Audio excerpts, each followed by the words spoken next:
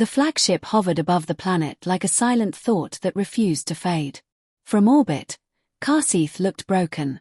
Long scars cut across its surface where mines had collapsed and cities had burned. Smoke curled upward in thin grey lines, disappearing into space as if the world itself was exhaling its last breath. Queen Zara stood at the front of the command deck, hands folded behind her back. She did not sit. She never did during active operations. Tall and pale, with long ears angled slightly outward, she watched the battle below through layered holograms that floated in the air. To her people, war was not chaos. It was information. Fire became color. Death became numbers. Panic became predictable movement. And when war was viewed correctly, it was clean. Karseith had once been a mining colony of minor importance. Now it was a problem. Rebel cells hid among the ruins, striking when convenient, refusing to break when pressure was applied. Queen Zara disliked inefficiency. "Advance ground units," she said calmly. The command was obeyed instantly. Imperial forces moved like clockwork. Push forward. Draw resistance. Fall back. Advance again. Each step precise. Each loss calculated. This was how survival worked. Not through bravery. Not through emotion. Through knowing when to retreat. Zara had ended dozens of rebellions this way. Suppress. Extract resources. Withdraw. History would remember the empire, not the broken worlds left behind. Then something on the display refused to disappear. A small signal pulsed near the edge of Mining Sector 12, close to what remained of a civilian shelter. At first, Zara assumed it was an error. Human technology failed often and loudly. But the signal did not fade. It moved. Erratically. Aggressively. It darted forward, collided with hostile markers, vanished behind rubble, then reappeared somewhere else. Zara leaned slightly closer. "What is that?" she asked. An officer hesitated before replying, a pause so brief it would have gone unnoticed by anyone else. "A single human life sign, your radiance. Civilian classification." "A combatant?" "No. A miner. Armed with industrial equipment." Zara exhaled softly. Industrial tools were not weapons. They were excuses people used before dying. Yet the hostile signals around the shelter were shrinking. Not advancing. Thinning. Minutes passed. Then an hour. Then another. The human did not hold position. He moved constantly. Struck once, then vanished. Used collapsed beams, narrow tunnels, broken lift shafts. He turned the mine's twisted geometry into a weapon. The rebels should have overwhelmed him. They did not. At one point, audio leaked through the feed. The human was shouting, not commands, but something louder, rougher. "Not today. Stay down unless you want to die twice." Zara's long ears angled forward before she realized it. Her species did not shout during combat. It wasted air. "Why has he not retreated?" she asked. "He has no unit to fall back to," the officer replied carefully. That answer satisfied logic.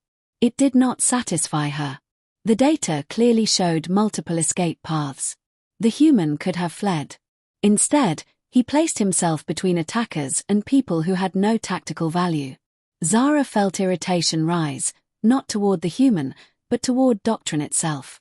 3 hours into the engagement, the rebel signals finally scattered. Not from defeat, but exhaustion. The human collapsed near the shelter. Life signs unstable. But alive. Zara realized she had been leaning forward. "Extract him," she said. Silence followed. "Your radiance," the officer began. "The human," Zara repeated, straightening. "Bring him aboard. Medical bay." The extraction team descended moments later. Zara told herself this was observation. Nothing more. Curiosity was not weakness. Still, as the lone signal vanished from the battlefield, the war below suddenly felt less interesting. The human arrived aboard the flagship wrapped in the smell of burned metal and stubborn refusal. Zara watched the transfer through a secondary feed, insisting to herself that direct oversight was unnecessary, while quietly opening 3 priority channels to the medical bay. Imperial soldiers moved with smooth precision. Their armor was spotless beside the miner's torn clothing. He was unconscious, but his body resisted them anyway, muscles tense as if expecting the fight to restart at any moment. Machines unfolded from the walls like white metal insects. Scanning. Sealing. Repairing. Medical staff spoke in calm numbers. Broken ribs. Internal bleeding. Severe dehydration. Neural shock. One doctor paused. Your radiance, she said slowly. The patient should not logically be alive. Zara approved treatment without comment. Logic had already failed today. The battle for Karseeth ended according to plan. The numbers aligned. The resistance collapsed. Yet Zara's attention kept returning to the medical bay. Eventually, the human stirred. His eyes opened, unfocused, then sharp with suspicion. Yeah, he muttered. This doesn't look like a cave-in. A nurse leaned closer. You are safe. Do not attempt to move. The human tried anyway. Pain stopped him. Right, he said. Good advice. Zara entered moments later. The lights dimmed automatically in response to her presence. The human noticed the change before he noticed her. When he did, his eyes widened, then narrowed. Okay, he said slowly. Either I'm dead, or I just got promoted to very strange housing. You are aboard my flagship, Zara said. I'm Queen Zara. There was a pause. Ah, the human said. I was hoping for a doctor. Zara felt something dangerously close to amusement. You are fortunate, she replied. I brought many. He looked around, taking in the technology, the symbols he did not recognize. So, he said. Am I a hero, or in trouble? Neither, Zara said. You are an anomaly. That checks out. She stepped closer. Your designation. Garrett Stone, he said. Minor. Formerly healthy. Why did you remain? Zara asked. You had multiple escape routes. Garrett frowned, confused by the question itself. Because they were behind me. That is not tactical, she said. No, he agreed. It's human. The answer stayed with her. Garrett slept again, deeply. When he woke, pain greeted him first. Progress, a calm voice said. He turned his head carefully. Queen Zara stood nearby. You again, he said. Good. Means I'm not hallucinating worse. You are improving, she replied. That concerns my doctors. Tell them I'll heal slower. She did not smile. But her ears twitched. I reviewed your actions, Zara said. You charged armed rebels with mining tools. Didn't have better gear. You had better options. Didn't have better people. That answer again. Simple. Irritating. Zara paced. A rare habit. Your species values strangers, she said. Sometimes, Garrett replied. Sometimes we don't. We're bad at consistency. Inconsistency is dangerous. So is being predictable. That stopped her. You believe breaking rules is strength. I think knowing when to break them matters. Silence stretched. You will remain aboard until fully recovered, Zara said. Free room. Garrett asked. I should almost die more often. That is not encouragement. She turned to leave. Hey, Queen Zara, he called. Thanks for not letting me bleed out. Would have hated dying on my day off. Against her will, her ears angled back. Later, much later, Zara stood in the command chamber. The solution was obvious. A concentrated strike would end resistance. Civilian losses. Acceptable.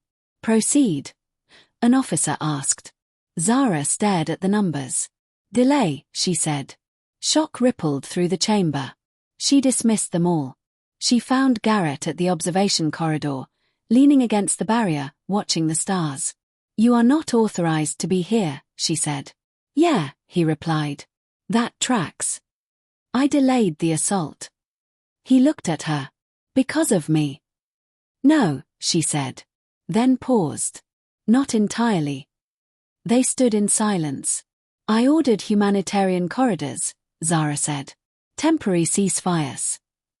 Garrett exhaled. You're going to make enemies. I already have them. You're changing things, he said. Yes, Zara replied. And I'm not certain where it leads. That's humanity, Garrett said. We're great at that part. The stars moved on. And for the first time in many cycles, Queen Zara did not rush the ending. Garrett returned to Karseeth 2 days later. The transport set him down near one of the civilian shelters he had defended before. The air smelled like dust and burned metal, familiar and uncomfortable. People recognized him. That part surprised him. They didn't cheer. Didn't clap. They just nodded. Some touched his shoulder as they passed. Alive people. That was enough. Imperial aid teams worked nearby, distributing supplies under watchful drone patrols. The ceasefire was fragile, but real. Garrett helped where he could. He always did. And that was how trouble found him again. The rebel cell did not attack the Imperials. They attacked the corridor. Explosions tore through the supply route at dawn. Smoke rolled through the shelter. Screams followed. Garrett grabbed the nearest tool, because that was what he did, and ran toward the noise. He found chaos. Civilians scattered. Aid workers pinned down. Rebels firing from elevated positions, using the ruins like they had learned something from him. Garrett swore. Of course you did, he muttered.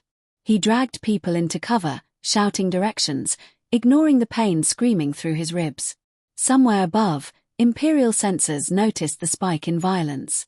On the flagship, alarms chimed. Queen Zara turned sharply. What is happening? A humanitarian corridor has been breached, an officer said. Rebel interference. Zara's eyes locked onto the tactical display.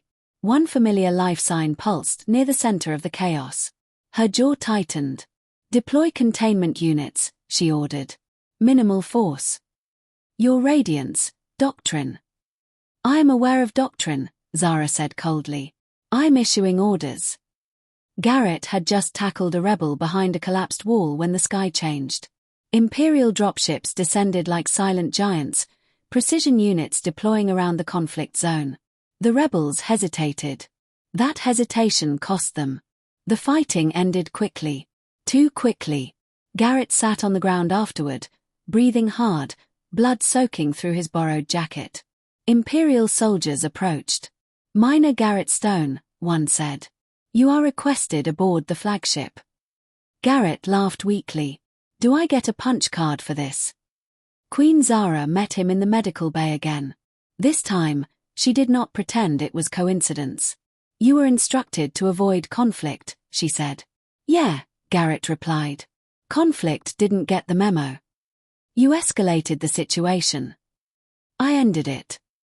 Her ears angled sharply forward. You place yourself repeatedly in lethal scenarios. People keep standing behind me, he said quietly. The room fell silent. Zara dismissed the staff with a gesture. You are not a soldier, she said. I know. You are not trained. Also true. Then why do you persist? Garrett met her eyes. Because someone has to stand still sometimes. That answer hit harder than the first. Zara turned away, pacing. Your behavior undermines Imperial authority. Good, Garrett said. It probably needs undermining. Her ears flicked back. You endanger my mission. And you're keeping people alive, he replied. Guess we're both messing up. She stopped pacing. You could leave, Zara said. Karseeth is no longer your responsibility. Garrett shook his head. Doesn't work like that for us. For humans, Zara corrected. Yes. The council summoned her again. This time, they were not polite. Zara stood before a projection of cold faces, all speaking at once, demanding results, demanding closure. You are allowing a single human to influence Imperial strategy, one accused. He is not influencing me, Zara replied. He is exposing a flaw. Doctrine has kept us alive for centuries. So has adaptation, Zara said. They threatened censure. They threatened recall. Zara listened calmly. Then she ended the transmission. She found Garrett later on the outer deck, staring at the planet below. "They're mad at you," he said without turning. "Yes. Because of me." "Because of choice," Zara replied. He nodded. "Yeah. People hate that." She stood beside him. "You complicate command," she said. "You complicate survival," he replied. "Yet you endure." "So do you," he said. "You just never tried it this way." Zara looked down at Karseith. At the shelters. At the people. At the stubborn life still burning there. "I'm changing doctrine," she said. Garrett blinked. "That's big. It will cost me." "Worth it." She thought of the miner who would not retreat. "Yes," she said. "It is." The rebellion ended weeks later. Not with annihilation. With exhaustion. With negotiation. With people choosing survival over pride. Imperial records would describe it as an inefficient resolution with acceptable outcomes. Zara would remember it differently. She stood on the bridge as Karseith stabilized beneath them. Garrett prepared to leave again, this time for good. "You're welcome aboard my fleet," Zara said. "If you ever choose." He smiled. "Careful. Humans take invitations seriously." Her ears angled back. "I'm learning this." The transport doors closed behind him. The ship moved on. Queen Zara watched the stars shift and felt something new settle into place. Not weakness. Not doubt. Space. Space to stand still when it mattered. The ceasefire did not make Karseith peaceful. It made it quiet in a way that felt temporary, like the pause between breaths before a scream. From orbit, the fires had faded, but the planet still carried scars. Broken cities. Crushed tunnels. Refugee camps that glowed faintly at night like scattered embers. Queen Zara stood on the bridge of her flagship, watching it all. The officers around her worked in low voices, careful not to interrupt her thoughts. Data scrolled endlessly across the air, but Zara barely noticed it now. She had memorized the numbers hours ago. Humanitarian corridors were holding. Barely. Rebel groups had not vanished. They had simply changed shape. Small cells moved through the ruins, avoiding Imperial patrols, watching, waiting. Delay had created uncertainty. Uncertainty created risk. By Imperial doctrine, this situation was unacceptable. And yet, Zara had not rescinded the order. "Your Radiance," an officer said at last. "The Council has requested justification." Zara did not turn. "They may request patience as well," she replied. The officer bowed, clearly unsure how patience was meant to be delivered to politicians. Zara dismissed the rest of the bridge with a gesture and remained alone, staring at Karseith. She had chosen complication over completion. And she could not stop thinking about the human who had caused it. Garrett Stone should not have been walking the corridors of an Imperial flagship. Yet there he was. Slowly. Carefully. Ignoring at least 3 medical warnings and 1 angry nurse. His ribs still hurt. His head still rang if he moved too fast. But the ship was quiet, and humans were terrible at staying still. He stopped at a wide observation window and rested a hand against the transparent barrier. Stars slid past like frozen sparks. He had never been in space before. Never imagined it would feel so calm. "You are improving faster than expected," a familiar voice said. Garrett didn't turn. "Is that a compliment or a threat?" he asked. Queen Zara stepped beside him, hands folded behind her back. She wore no crown, no visible weapon. Only authority. "It is a concern," she said. "Yeah," Garrett replied. "I get that a lot." They stood in silence for a moment. "You should not be out of bed," Zara said. "I was bored." "That is not a medical condition." "Debatable." Her ears angled slightly backward. "Karseith remains unstable," she said. "Your people are still in danger." Garrett's humor faded. "They always are." Zara studied him. "You will return to the surface soon." He nodded. "Figured." "You are not afraid." "No," Garrett said. "Just annoyed." Annoyed. I was starting to like not being shot at. That earned a flick of her ears.